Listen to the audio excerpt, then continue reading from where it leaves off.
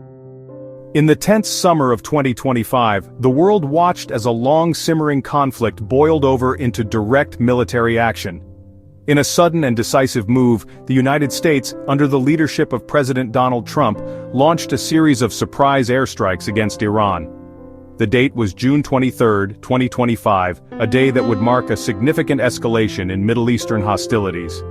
The primary targets of this operation were Iran's most sensitive nuclear facilities. The U.S. military aimed its power at sites including the heavily fortified underground Fordow facility, the sprawling Natanz enrichment plant, and the Nuclear Technology Center in Isfahan. These locations were central to Iran's nuclear ambitions, which had long been a point of contention and concern for the United States and its allies in the region. The official justification from the White House was multifaceted, presented as a necessary step to de-escalate a wider conflict. The Trump administration argued that the strikes were a direct response to increasing aggression between Israel and Iran. Officials claimed the action was not only defensive, but also instrumental in pressuring Israel to agree to a ceasefire with Iranian-backed forces. President Trump publicly declared the mission a resounding success, stating that the strikes had completely and totally obliterated Iran's capacity to produce nuclear weapons. This narrative portrayed the bombing as a strategic masterstroke, designed to neutralize an immediate threat and restore a semblance of stability to a volatile region through a powerful show of force. The operation itself was a display of advanced American military technology and planning. The United States deployed its most sophisticated aircraft, including stealth bombers designed to evade enemy radar detection. These planes carried powerful munitions known as bunker buster bombs, specifically engineered to penetrate deep underground and destroy hardened, fortified structures like the Fordow facility. The strikes were executed without first seeking congressional approval, a decision that quickly ignited a fierce political debate back in the United States. Critics, primarily from the Democratic Party, condemned the move as an overreach of presidential authority and raised concerns about the potential for an uncontrolled all-out war with Iran. Despite the White House's triumphant declarations, a different story began to emerge from classified intelligence assessments. Leaked reports suggested that while the airstrikes had indeed caused significant damage, they had not delivered the knockout blow the administration claimed. According to these secret evaluations, the bombing had likely only set back Iran's nuclear program by a matter of months, not years. The core components of the program and Iran's stockpile of enriched uranium were believed to have survived largely intact. This discrepancy between the public statements and the private intelligence created a chasm of uncertainty and fueled skepticism about the true effectiveness and long-term strategic value of the military action. Iran's response to the American attack was swift and direct, signaling that it would not absorb the blow without answering in kind. On Monday, June 23, 2025, just hours after the U.S. strikes, Iran launched a retaliatory missile attack. The target was the Al Udeid Air Base in Qatar, a sprawling complex that serves as the largest and most critical U.S. military installation in the entire Middle East. This act was a clear and unambiguous message to Washington. Iran fired between 12 and 19 ballistic missiles, a significant show of its offensive capabilities. The choice of target was symbolic, striking at the heart of American military power in the region, and demonstrating that U.S. assets were well within Iran's reach. Interestingly, the Iranian attack came with a crucial caveat that likely prevented a catastrophic escalation. Iran provided advance warning to the United States through diplomatic channels before the missiles were launched.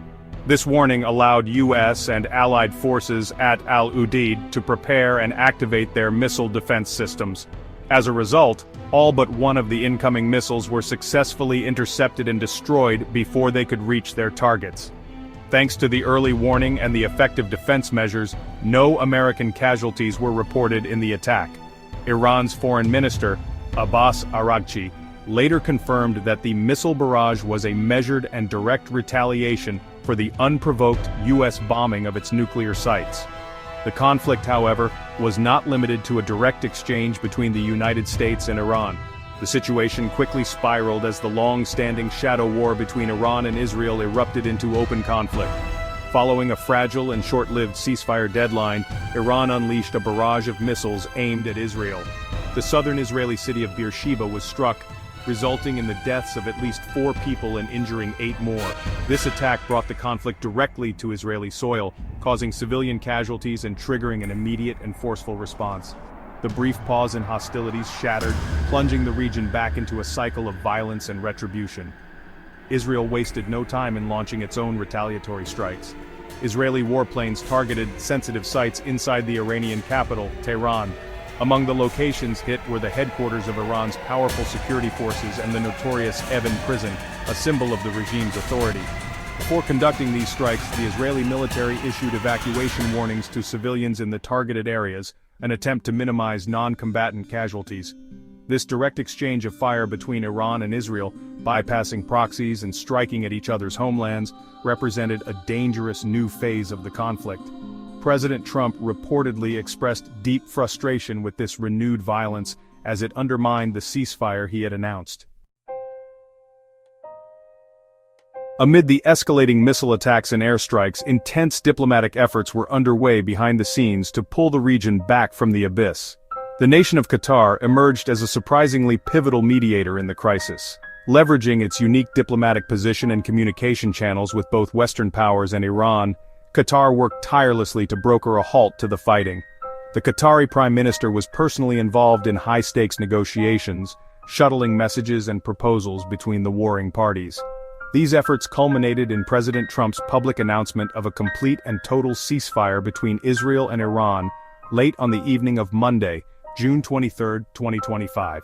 This announced ceasefire, however, was fraught with ambiguity from the very beginning. It was not a formal, written agreement signed by all parties, but rather a verbal understanding brokered under immense pressure. This lack of a formal treaty caused significant unease among America's NATO allies, who feared that the arrangement was too fragile to hold. Iran's foreign minister clarified his country's position, stating that Iran would cease its attacks only if Israel also halted its military operations by a strict deadline of 4 a.m. Tehran time on June 24. This conditional nature set the stage for further conflict, as any perceived violation by one side could instantly collapse the entire understanding. The international community reacted to the U.S. actions and the ensuing conflict with a mixture of condemnation and concern. Russia, a key ally of Iran, strongly condemned the American and Israeli strikes. The Russian government described the attacks, particularly those on peaceful nuclear facilities monitored by the International Atomic Energy Agency, as a flagrant violation of the United Nations Charter. In Israel, the political reaction was mixed. Opposition leader Yair Lapid praised the military's actions as a glorious operation, but also called for an end to the ongoing war in Gaza, highlighting the complex internal politics at play even as the country faced external threats. Iran, for its part, engaged in its own form of information warfare to manage the narrative. Iranian state media claimed that the country had successfully removed sensitive nuclear material from the targeted sites before the American bombs fell, downplaying the impact of the U.S. strikes. They framed the ceasefire not as a concession, but as a victory that was imposed on the enemy through Iranian strength and resolve. This rhetoric was aimed at a domestic audience, designed to project an image of power and control, even in the face of a direct attack from a superpower. The competing claims and narratives from all sides made it difficult for the world to ascertain the true state of affairs on the ground. The conflict, though brief, exacted a significant and tragic human toll across the region. According to figures released by the human rights activist group in Iran, the Israeli and American strikes resulted in at least 974 deaths within Iran. This number included 387 civilians and 268 security personnel, with an additional 3,458 people wounded.